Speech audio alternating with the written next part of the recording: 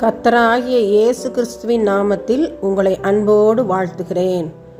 இன்று ஆண்டவர் நமக்கு தரும் அற்புத வார்த்தை சகரியா 2:5.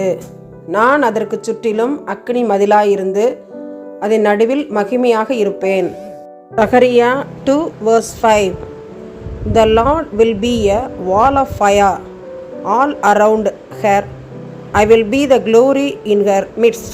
அன்பான சகோதர சகோதரிகளே, என் பிள்ளைகளுக்கு, என் குடும்பத்துக்கு, எனக்கு பிரியமான அன்புக்குரிய குடும்பங்களுக்கு தீயவர்கள் தீமை செய்து விடுவார்களோ அல்லது எதிராக கிளம்பி விடுவார்களோ, ஏதேனும் சிக்கலில் மாட்டிக்கொள்வார்களோ என்று கவலைப்பட்டு கலங்கி கொண்டிருக்கிறீர்களோ, நீங்கள் கலங்க வேண்டாம். கர்த்தர் தந்த அற்புதமான வாக்குத்தத்த வசனத்தை கவனியுங்கள்.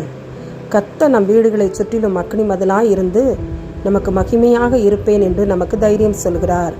எனவே ஒவ்வொரு நாளும் காலையில் எழுந்தவுடன் நம் வீட்டை சுற்றிலும் இயேசுவின் இரத்தத்தை தெளித்து ஜெபியுங்கள். நம் வாகனங்களின் மேல் இயேசுவின் இரத்தத்தை தெளித்து ஜெபியுங்கள். நம்முடைய உடைமைகளின் மேல், நம் குடும்பத்தின் நபர்கள் ஒவ்வொருவர் மேலும் இயேசுவின் இரத்தத்தை தெளித்து ஜெபியுங்கள்.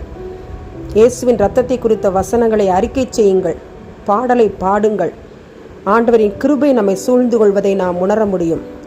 ஆண்டவர் நமக்கு அக்கினி மதிலாயிருந்து நமக்கு தேவையான பாதுகாப்பை தருவார்.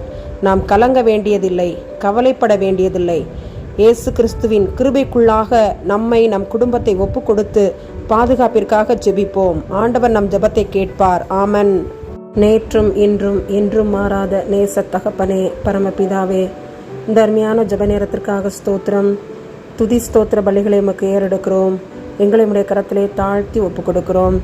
ஆண்டவரே, குடும்பங்களிலே, பிள்ளைகளுக்கிடையே அல்லது உறவுகளுக்கிடையே காணப்படுகிற சொத்து பிரச்சனைகளுக்காக உடைய சமூகத்தில் வருகிறோம். ஆண்டவரே, சந்ததி சந்ததியாய் கிடைக்க வேண்டிய நபர்களுக்கு சொத்துக்கள் கிடைக்க தேவனாகிய கர்த்தர் நீங்கள் கிருபை செய்யுங்க.